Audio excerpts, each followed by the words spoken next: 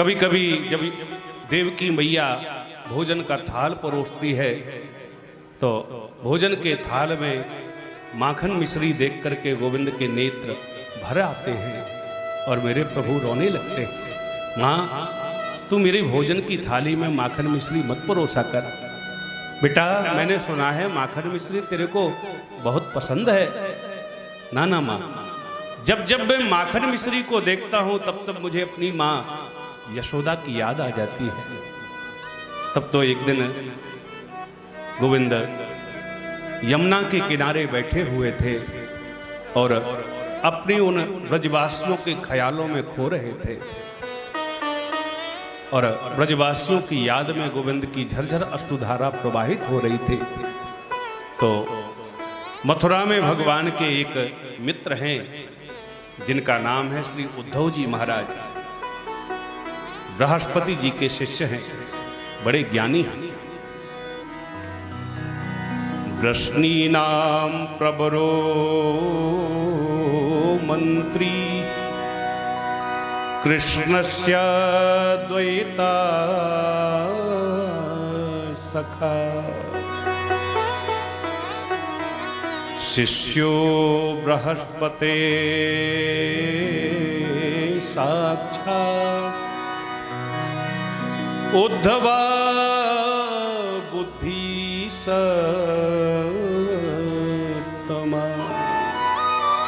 वृष्णवंशियों के श्रेष्ठ मंत्री हैं श्री उद्धव जी और भगवान श्री कृष्ण के अति निकट सखा हैं और बृहस्पति जी महाराज के शिष्य हैं।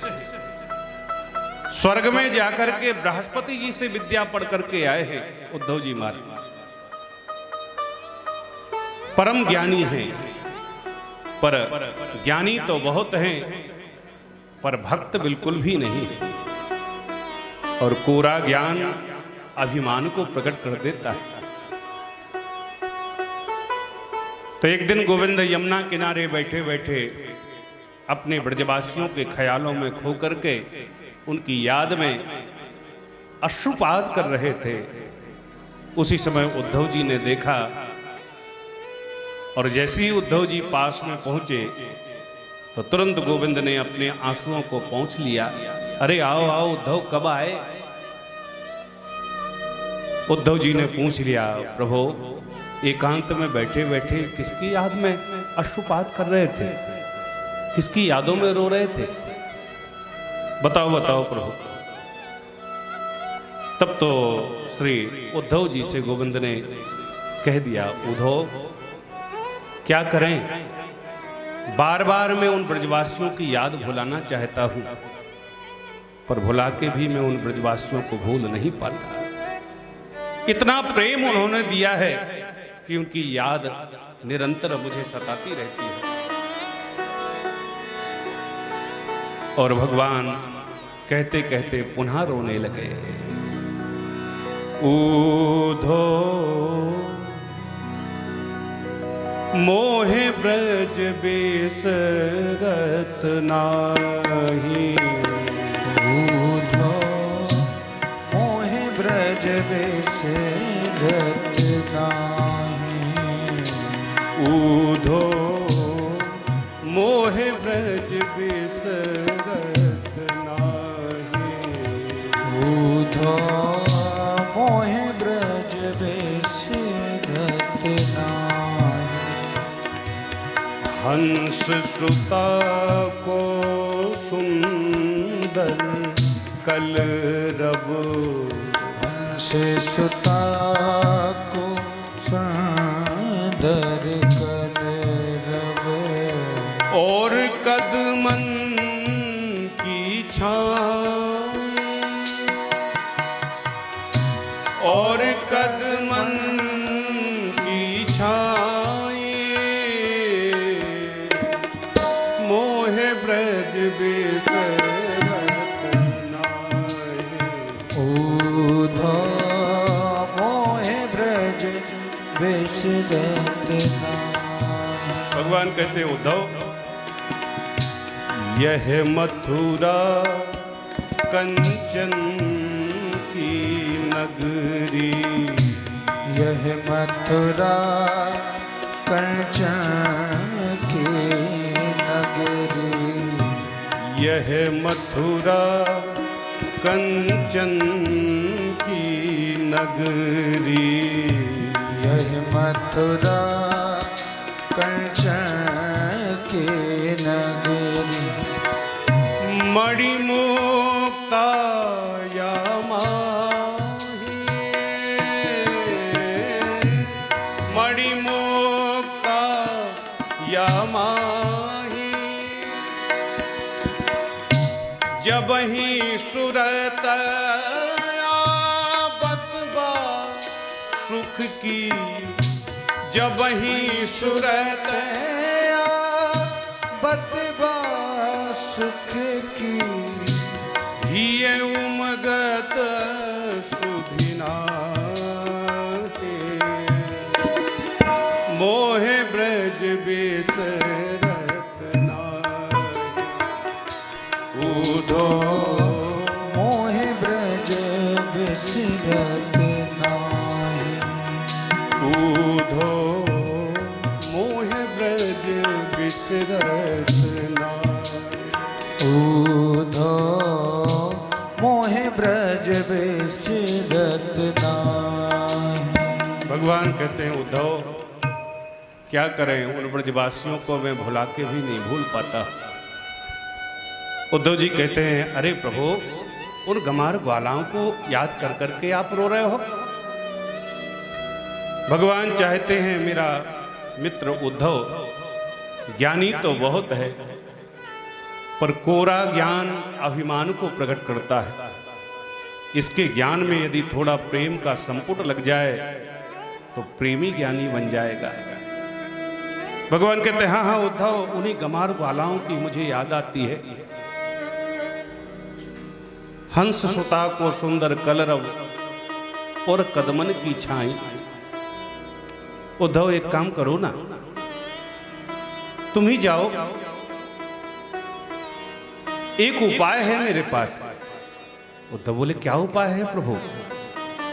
भगवान बोले वो ब्रजवासी मुझे याद करना यदि भूल जाएं तो मैं भी उनको याद करना भूल जाऊंगा। तुम तो बहुत ज्ञानी हो ना, है?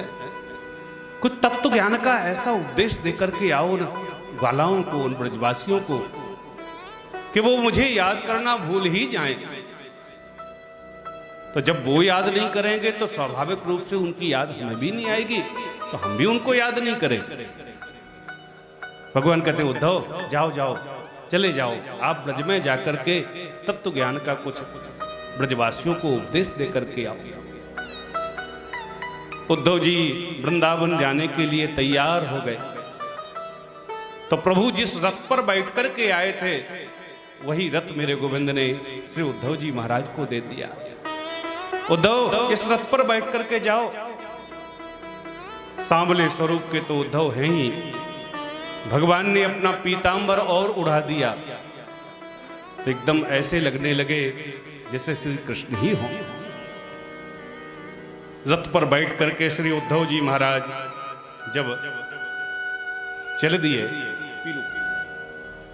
तो जाने लगे तो भगवान हाथ जोड़ के बोले उद्धव मेरी यशोदा मैया से भेंट हो तो मेरा संदेशा उनको सुना देना। कहें कहें प्रभु। तो भगवान रोते हुए कहते उद्धव मैया से कहना अरे उद्धव मैया को सुनैयो, उद्धव मैया को सुनैयो, तेरो कन्हैया दुख पावे मैया को सुनैयो। मेरी मैया से कह देना तेरा कन्हैया बहुत कष्ट में है। उद्धव मैया को सुनैयो, तेरो कन्हैया दुख पावे मैया को सुनैयो। भगवान कहते हैं मैया से कह देना उद्धव, को ना मुख धोबे ताते जल, अचरा पोंछ सवारे, माखन मिश्री नाम न जानू, कनुआ कही कही को न पुकारे, मैया को सुनैयो। उधो मैया को सुनैयो, तेरो कन्हैया दुख पावे, मैया को सुनैयो। भगवान कहते हैं उद्धव, आबे गोपी देने उल्हानो, नेक चित्त ना लावे। मेरी यशोदा मैया से ब्रज की गोपियां जब शिकायत करने के लिए आती थी तो मैया मेरो ही पक्ष लेवे उनके साथ। आवे गोपी देने उल्हानो, तो नेक चित्त ना लावे, जो कछु बाल खसे यदि मेरो, तो बार बार कुल देवी मनावे, मैया को सुनैयो। उद्धव, यदि मेरे शरीर का एक बाल भी खिसक जाता तो मेरी यशोदा मैया बार बार कुल देवताओं को मनाती थी। आज वो मैया मेरी आंखों से ओझल हो गई। उद्धव,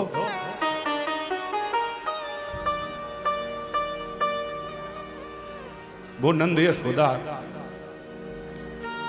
मैं भुला नहीं पाता हूं। उद्धव,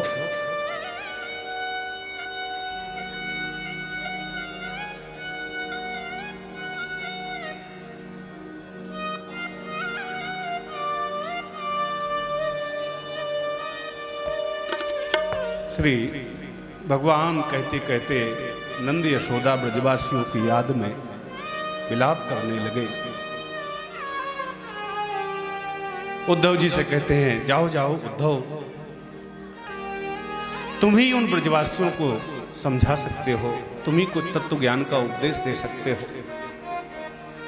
श्री उद्धव जी रथ पर बैठ करके चल दिए और जैसे ही चलने लगे तो मन में सोचते हैं, प्रभु ने मुझे भेज तो दिया उन गमार ग्वालाओं के पास में, मैं इतना पढ़ा लिखा हूं, जब तत्व ज्ञान का उपदेश उन गमार ग्वालों को दूंगा तो क्या वो मेरी भाषा को समझ भी पाएंगे? तत्त्वमसि प्रज्ञानम ब्रह्मा सोहम, इन अनेक वाक्यों का जब मैं उद्बोधन करूंगा, व्याख्यान करूंगा, तो क्या मेरी भाषा को वो गमार वाले समझ पाएंगे? अभिमान में भर के श्री उद्धव जी महाराज चल दिए। चलते चलते विचार करते चले जाते हैं, क्या करूंगा, क्या कहूंगा उनसे। पर जैसे ही वृंदावन की बीथियों में उद्धव जी पहुंचे, चले जा रहे थे तो उद्धव जी का दुपट्टा एक करील की झाड़ी में उलझ गया। चले जब मथुरा से उद्धव, तो वृंदावन निकट आया। चले जब मथुरा से उद्धव, तो वृंदावन निकट आया। वहीं से प्रेम ने भी अपना कुछ रंग दिखलाया। उलझ कर वस्त्र कांटों से लगे, उद्धव से ये बोले,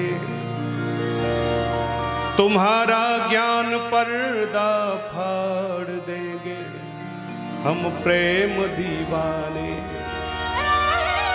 उलझ कर वस्त्र में कांटे लगे उद्धव से कहने कि तुम्हारा ज्ञान पर्दा फाड़ देंगे हम प्रेम दीवाने। जैसे श्री उद्धव जी महाराज श्रद्धाम वृंदावन में पहुंचे कि ब्रज के तो ग्वाल बाल नर नारी सब निरंतर इसी ताक में रहते हैं, मेरा गोपाल आज नहीं आया तो कल निश्चित रूप से आ जाएगा, क्योंकि उसने मुझे वचन दिया है कि परसों लौट करके चला आऊंगा। ब्रजवासी तो निरंतर गोविंद की याद में सुबह से शाम तक राह निहारते रहते हैं, मेरे गोविंद आ जाएंगे, मेरे गोविंद आ जाएंगे। ब्रज की विरही लोग दुखारे, बिनु गोपाल ठगे से ठाणे, अति दुर्बल तन का। वो तो निरंतर इसी याद में रहते हैं, इसी याद में रहते हैं कि गोविंद आज नहीं आए कल निश्चित रूप से आ जाएंगे। तोरे बिना मोरा जिया न लगे, तोरे बिना मोरा जिया न लगे, तोरे बिना मोरा जिया न लगे, तोरे बिना मोरा। ब्रज के नदला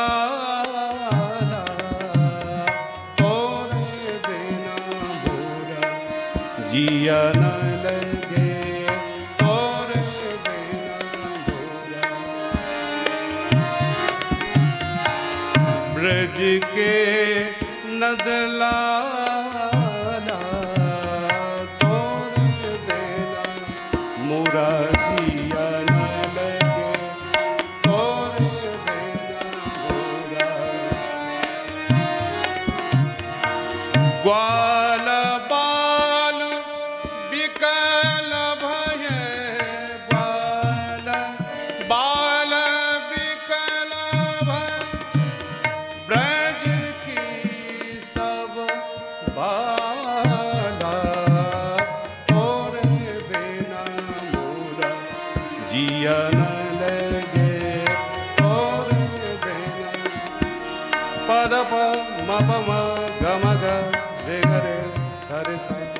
पद प म प म ग म ग रे ग रे सा रे सा सा सा तोरे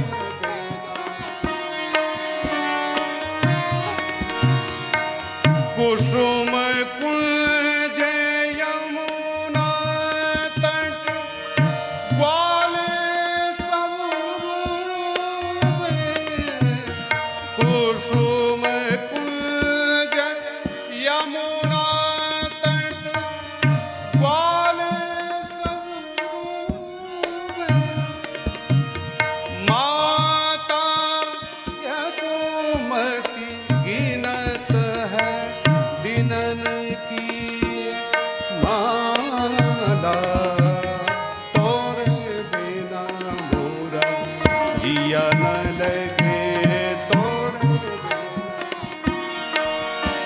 तोरे बिना मोरा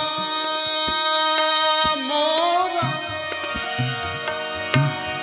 तोरे बिना मोरा, तोरे बिना मोरा, तोरे बिना मोरा जिया न लगे।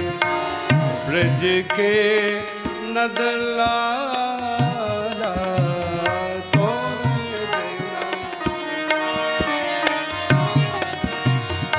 ग्वाल बाल बिकल भय, ग्वाल बाल बिकल भय, ब्रज की सब बाला तोरे बिना मोरा जिया न लगे, तोरे बिना मोरा, तोरे बिना मोरा, तोरे जिया न लगे। श्री उद्धव जी श्रद्धाम वृंदावन की सीमा में पहुंचे। एक ब्रजवासी से बोले, भैया या वृंदावन में नंद भवन कहां पर है? उस ग्वाले ने कहा, पढ़े लिखे नहीं हो क्या? बिल्कुल गंवार दिखते हो। अरे कभी भी किसी के गांव में जाओ और अपने मतलब की बात उससे करनी हो तो पहले कम से कम जय सिया राम किया जाता है, राधे राधे किया जाता है। लौकिक व्यवहार भी तो होता ना, राधे राधे ना जय सिया राम। नंद का भवन कौन सा है? श्री उद्धव जी महाराज के ज्ञान को ये पहला झटका लगा कि जिन्हें हम निरागमार वाले समझते थे वो तो लौकिक व्यवहार भी जानते हैं। अच्छा भैया राधे राधे, अब तो बता दो नंद का भवन कौन सा है?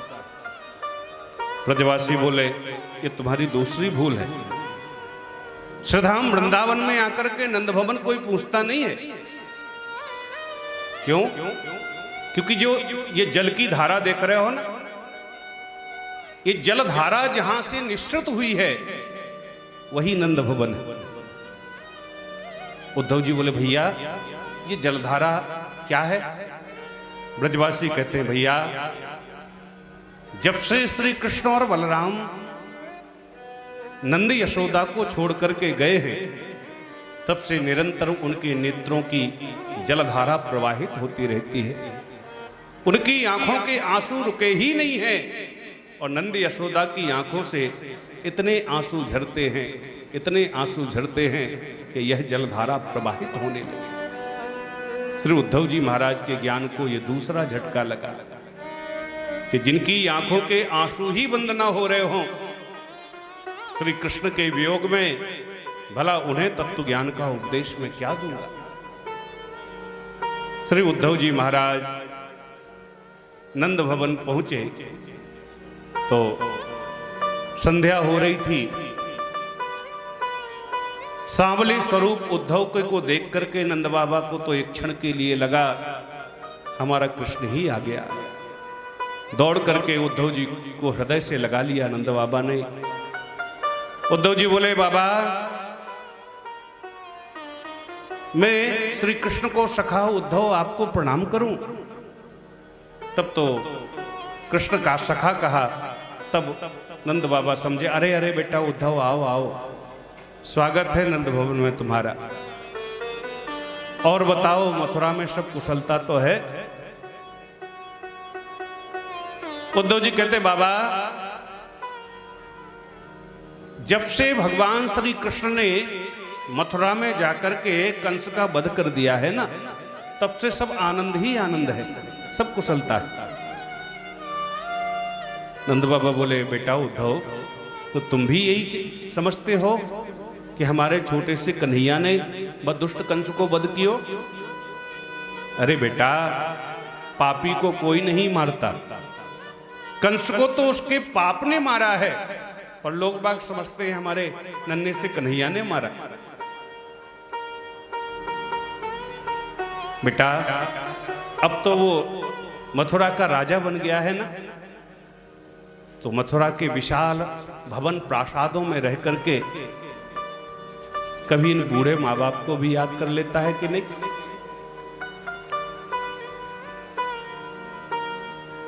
अपि नः स्मरत कृष्ण मातरम पितरम सखिम। उद्धव जी तो तुरंत ज्ञान का उपदेश देने लगे। अरे बाबा आप किस कृष्ण की बात कर रहे हो? वो तो निर्गुण निराकार है, उसका कोई आकार ही नहीं है, उसका कोई स्वरूप ही नहीं है। श्री नंद बाबा कहते हैं, बेटा उद्धव तू कैसी बातें करे? यदि उसका कोई आकार प्रकार नहीं है, उसका कोई स्वरूप नहीं है, तो इसी आंगन में मैंने अंगुली पकड़ के चलना किसको सिखाया? यदि उसका कोई स्वरूप ही नहीं है उद्धव, तो तू ही बता, इसी आंगन में उखल से यशोदा ने किसको बांधा था? बात कुछ ऐसी हो गई जैसे किसी पानी के प्यासे व्यक्ति को पानी ना देकर के पानी का उपदेश दे दिया जाए तो जैसे पानी के व्यापकता के बोध से किसी प्यासे की प्यास तो नहीं बुझ सकती। कोई कहे भैया बड़ी जोर से प्यास लगी, पानी मिलेगा? जिससे पूछा है वो कहे अरे पानी पानी कहाँ नहीं है, हर जगह पानी है। धरती के नीचे पानी है, बादलों में पानी है, धरती के तीन तरफ पानी ही पानी है। अब वो कितना भी दृष्टांत देवे, पर क्या पानी के प्रवचन से प्यासे की प्यास बुझ जाएगी? नहीं। जैसे आप रोड से चले जा रहे हो और आपकी गाड़ी का टायर पंचर हो जाए, कोई आपसे पूछे भैया ये हवा कहाँ मिलेगी, आप उसको प्रवचन दे हवा कहाँ नहीं है, हवा तो हर जगह, हवा ना हो तो 1 मिनट में मर जाए लोग बाग। तो क्या वो झूठ कह रहा है? नहीं, वो भी सच कह रहा है। पर हवा के प्रवचन से, हवा के उपदेश से उसकी गाड़ी का टायर ठीक नहीं होने वाले। ऐसे ही नंद यशोदा के नेत्र तो निरंतर कृष्ण दर्शन के प्यासे रहते हैं।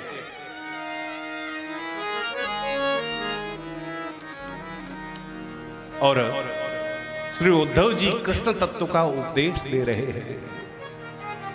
नंद बाबा निरंतर कृष्ण दर्श की लालसा में नंद और यशोदा रोते रहते हैं।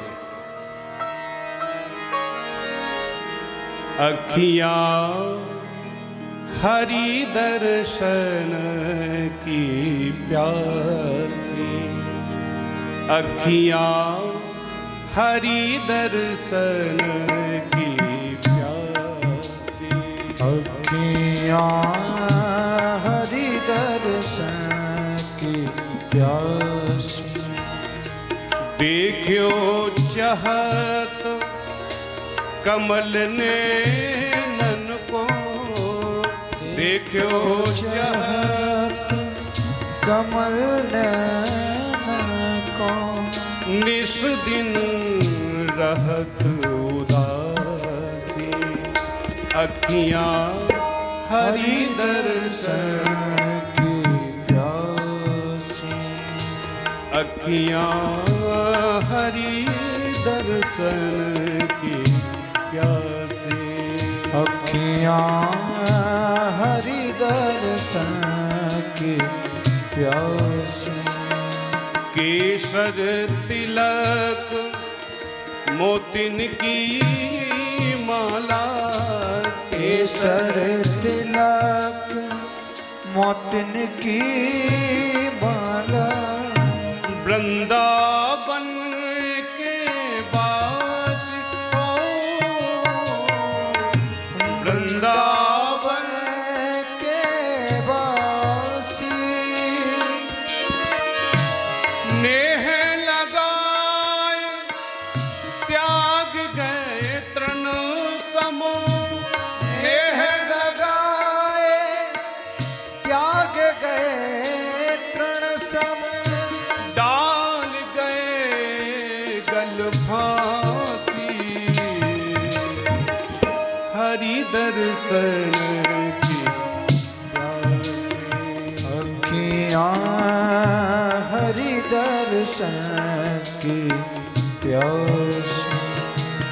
काहू के मन की को जाने, काहू के मन की को जाने, लोगन के मन हासियों,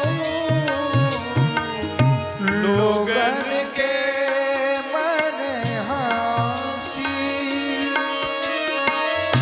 सूरदास प्रभु तुमरे दरस बिना, सूरदास प्रभु तुमरे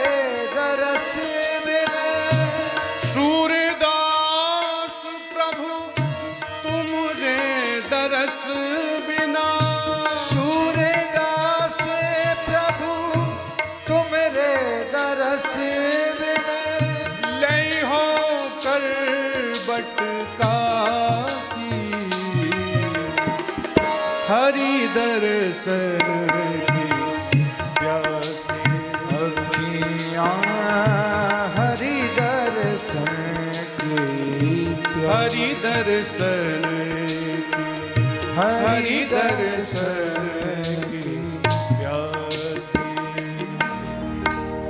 तो नंदी यशोदा के नेत्र तो निरंतर गोविंद की एक झलक पाने के लिए छलकते रहते हैं। श्री उद्धव जी महाराज कृष्ण तत्व का उपदेश देते चले जा रहे हैं। सवेरा हुआ तो ब्रज की गोपियां जल भरने के लिए अपने अपने घर से यमुना जल भरने को यमुना की तरफ बढ़ी। तो क्या देखा, नंद भवन के दरवाजे पर वही रथ खड़ा है जिस पर बैठ करके कृष्ण और बलराम अक्रूर जी के साथ में मथुरापुरी को गए थे। गोपियां बोली, बहना लगता है श्री कृष्ण आ गए। दूसरी कहते कि नाना वो नहीं आने वाला, क्योंकि आ जाता तो सबसे पहले तो वो मुझसे मिलने के लिए आता।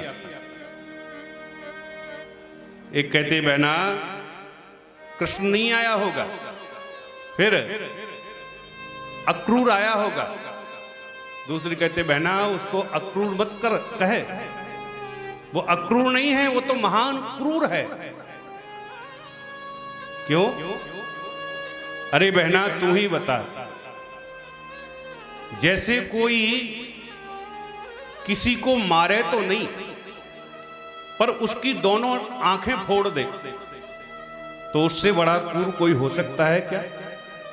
ऐसे ही पूरे ब्रज की, पूरे वृंदावन की केवल दो ही नेत्र हैं, कृष्ण और बलराम, और उन्हीं को हमसे छीन करके ले गया, तो उससे बड़ा क्रूर कौन हो सकता है? वही आया होगा।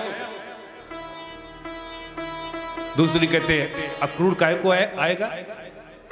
तब एक कहती बहना हमने सुना है जब हमारे प्राणधन श्री कृष्ण को लेकर के मथुरा गया था ना अक्रूर, तो हमारे कन्हैया ने मथुरा में जाकर के मथुरा के राजा कंस का वध कर दिया है।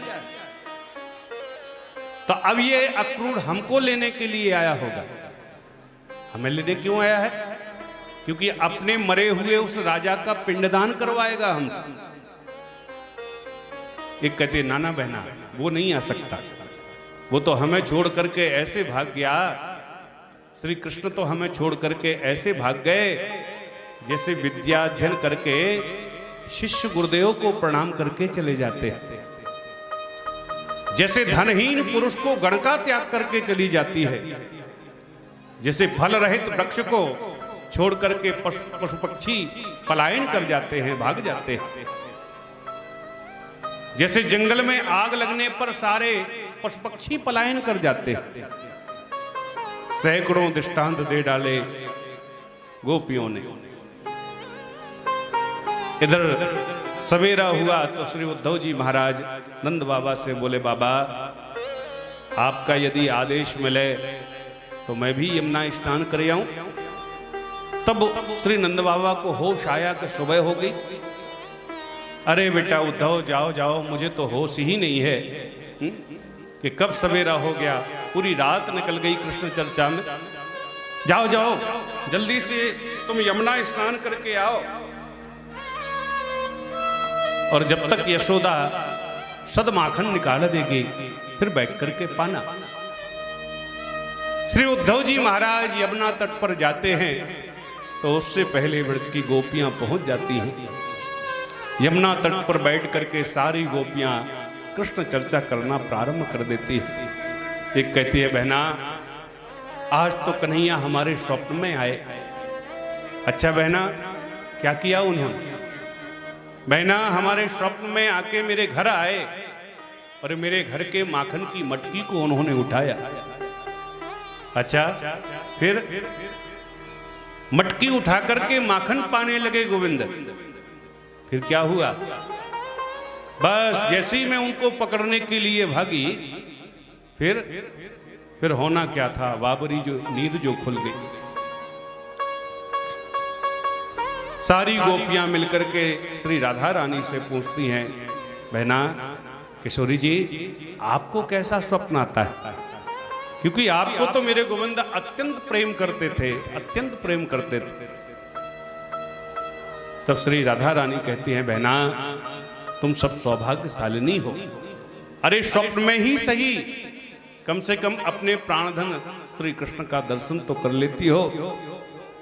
पर मैं तो ऐसी दुर्भाग्यशालिनी हूं कि जब से श्री कृष्ण हमको छोड़ करके गए हैं तब से नींद ही नहीं आती, और जब नींद ही ना आए तो स्वप्न कहां से आएगा।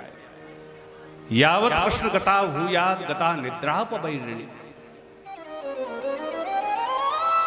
गोपियां चर्चा कर ही रही थीं कि इतने में क्या हुआ कि एक भमरा गुनगुनाता हुआ गोपियों के नजदीक आया। तो गोपियों ने उस भंवरे को ही माध्यम बना करके एक गीत गाया, जिसको भागवत में कहते हैं भ्रमर गीत। गोपियां भंवरे को देख देख करके गाने लगी। मधुप की तव बंधुमास्त्र सांघ्रीं सपत्न्या, मधुप की तव बंधुमास्त्र सांघ्रीं सपत्न्या, कुछ विलुलित माला कुंकुम स्मश्रुभिर्ना, कुछ विलुलित माला कुंकुम स्मश्रुभिर्ना, मधुप की तव बंधुमास्त्र सांघ्रीं सपत्न्या, मधुप की तब बंधु, मधुप की तब बंधु, मधुप की तब बंधु। गोपियां कहती हैं, अरे कपटी के सखा भंवरे, मेरे अंग का स्पर्श मत करना। जैसे जैसे तेरा सखा कृष्ण कपटी है ऐसे ही तू कपटी। भंवरा गुनगुना करके मनो पूछना चाह रहा है कि मैं कैसा कपटी, मेरा सखा कैसा कपटी। तब गोपियां कहती हैं, सुनना चाहता है उसकी कपट कथा। जैसे तेरे सखा कृष्ण ने हम ब्रज की गोपियों से प्रेम किया और हमको तड़पता हुआ छोड़ करके मथुरा भाग गया। कहती है, मधुप कितब बंधु, हे कपटी के सखा षडांग्री डेवड़े पशु, भंवरे के 6 पैर होते हैं। मास्पशांघिम सपत्न्या, मेरे अंग का स्पर्श मत करना। भंवरा बोला क्यों? क्योंकि कुछ विलुलित माला कुमकुम स्मश्रुभिर्ना, तू मेरे आराध्य श्री कृष्ण से मिलकर के आया है और उनके गले में जो पुष्पों की माला डली थी ना, तो मथुरा की ब्रजांगनाओं से वह मिले होंगे। तो उनकी मथुरा की ब्रजांगनाओं का कुछ कुमकुम उनकी माला से लग गया और उसी का पराग पी करके तू आ रहा है। इसलिए मास प्रसांगिम सपत्न्या, मेरे अंग का स्पर्श मत कर। भंवरा बोला, क्या कपट कर दिया मेरे श्री कृष्ण ने आपके साथ। तब गोपियां कहती हैं, सुनो, सुनना चाहता है तो एक जन्म की क्या बात करूं, स्त्री जाति से तो जन्म जन्मांतरों का कपट करने का इसका व्यवहार है। देखो रामावतार में शूर्पणखा बेचारी बंठन के करके आई और इसके सामने उसने विवाह का प्रस्ताव रखा। अरे विवाह नहीं करना था तो मना कर देता, कोई बात थोड़ी थी। पर इसने पता है क्या किया, उसको नकटी करके भगा दी। एक कहती है, बहना बलि के यहां देखो 52 अंगुल का बन करके गया था बोनस, और जब इसने नापना प्रारंभ किया तब देखो इसका कितना विराट स्वरूप हो गया। दूसरी कहते, बहना कौए की तरह है, कौए की तरह। जैसे कौआ बाहर से भी काला होता है और अंदर से भी काला होता है। कौआ को कोई कितना ही भोजन करावे, पर जिसकी रोटी खाएगा अंत में उसी की खोपड़ी पर चोंच मार करके भाग जाएगा। बाली सुग्रीव दो भाई थे। अरे भाई भाई में खटपट हो जाता है, तो इसने बाली को छुप करके मारा। मृगरी और कपिंदम बिपते लुप्त धर्मा। एक कहती है बहना, जब इतना बुरा है वह श्याम, तो उसकी चर्चा ही क्यों करती है? तब एक कहती है बहना, बस यही तो परेशानी की बात है, क्योंकि उसकी चर्चा किए बगैर रहा भी तो नहीं जाता। उसकी कथा एक बूंद भी कान में पड़ जाए तो बस घर द्वार सब छूट जाता है। यदनु चरत लीला कर्ण पीयूष बेपुट, सकत दन विद्युत द्वंद धर्मा विनष्ट। एक बूंद भी इसकी कृष्ण कथा कान में पड़ जाए तो वो व्यक्ति ना घर का रहता है ना घाट का रहता है। बहब विहंगाम भिक्षुचर्याम चरंती, पक्षियों की तरह दो दो दाने मांगता घूमता है।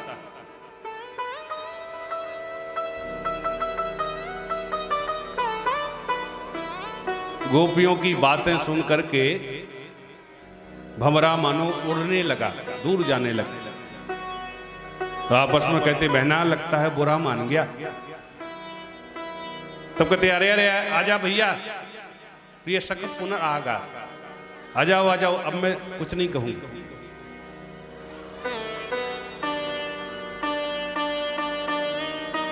भंवरा जैसे अनेक पुष्पों का रस लेता है,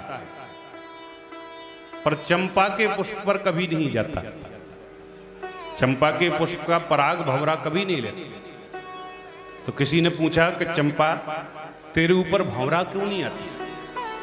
तब चंपा ने उत्तर दिया, किसी ने कहा चंपा तो में तीन गुण,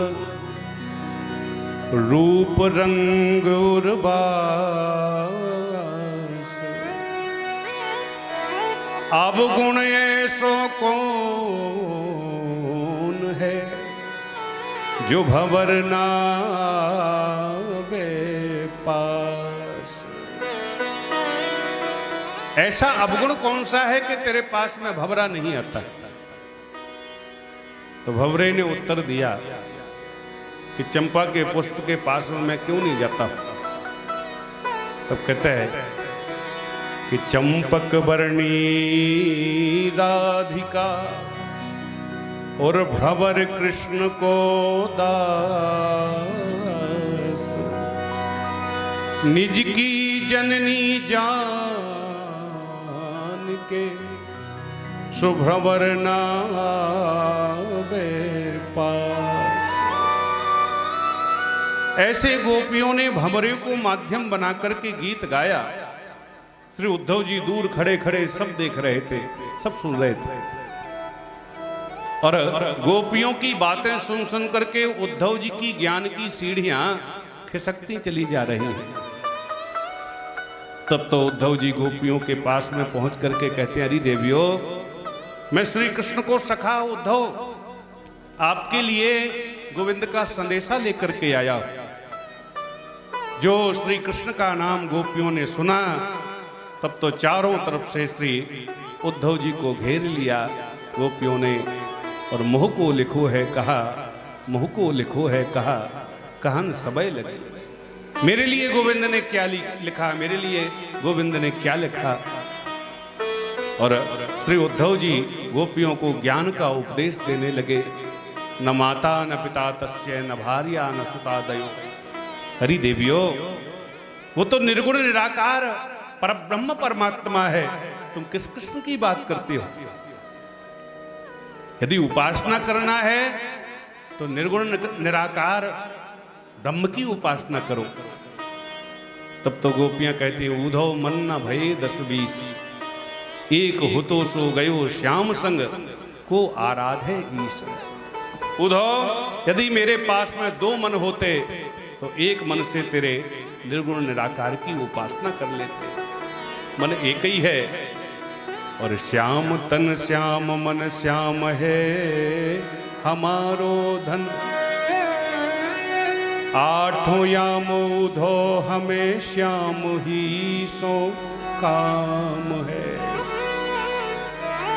श्याम ही है श्याम जिए, श्याम बिन नाही तिए, आधे कैसी लाकड़ी आधार श्याम नाम है।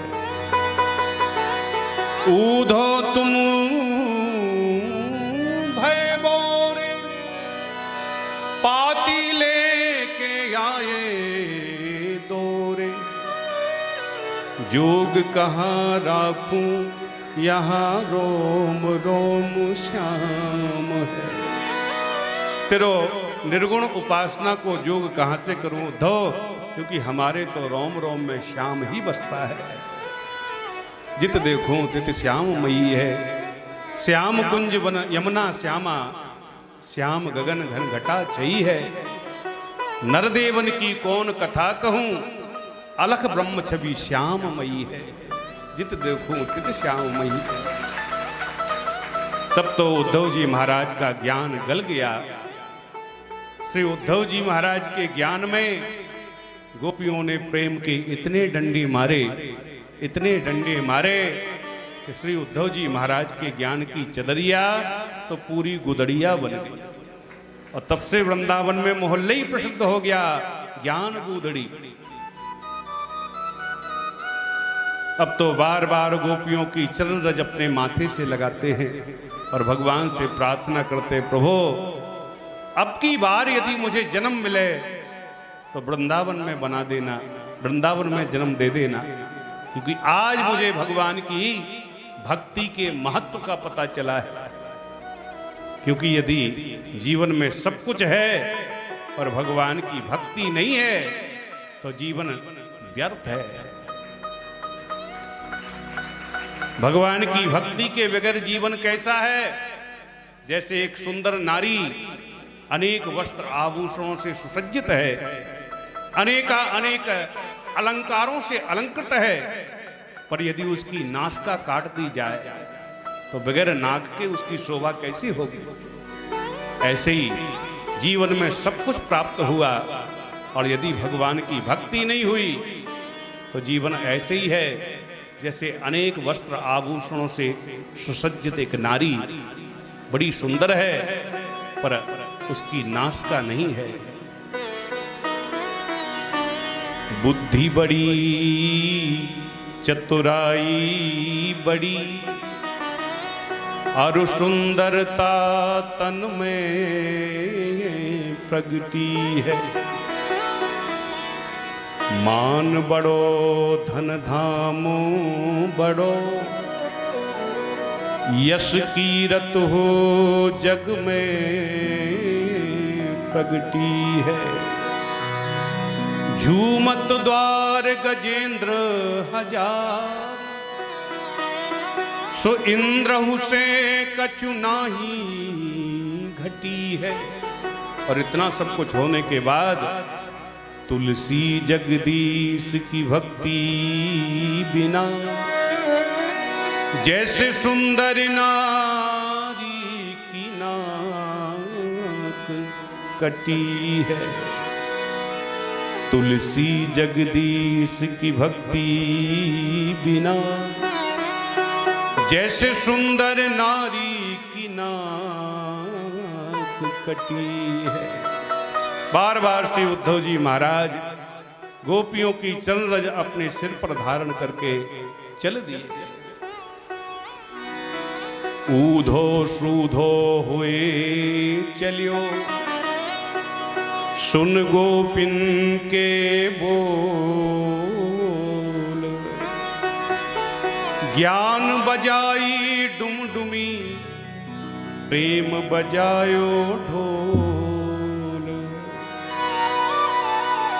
उपदेशन आयो हतो, स्वयं भयो उपदेश। ऊधो ब्रज को चल दियो, धरे गोपी को भेष। बार बार गोपियों की चरण रज माथे से लगा करके श्री उद्धव जी महाराज चल दिए।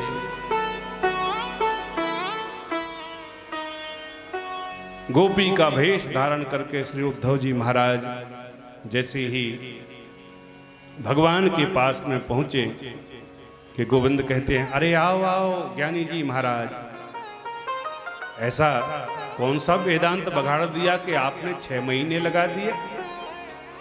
एक दिन के लिए उद्धव जी गए थे, 6 महीने में लौटे मार। उवास कच्चिन मास। भगवान कहते हैं, आओ आओ आओ आओ उद्धव। उद्धव जी कहते, बात मत करो प्रभु आप मुझसे, तुम्हारे जैसा कपटी मैंने जीवन में पहली बार देखा है। अरे एक बार उन ब्रजवासियों से मिल आते तो आपका क्या बिगड़ जाता। भगवान कहते, अरे उद्धव क्या हो गया भैया, जब से वृंदावन गए तब से तुम्हारी तो भाषा ही बदल गई। जल्दी बताओ, मेरे नंद यशोदा से मिले थे, मेरी प्राण प्रियतमा किशोरी जी से मिले थे, मेरे ग्वाल बालों से मिले थे, मेरी गोपियों से मिले थे। क्या कहा उन्होंने?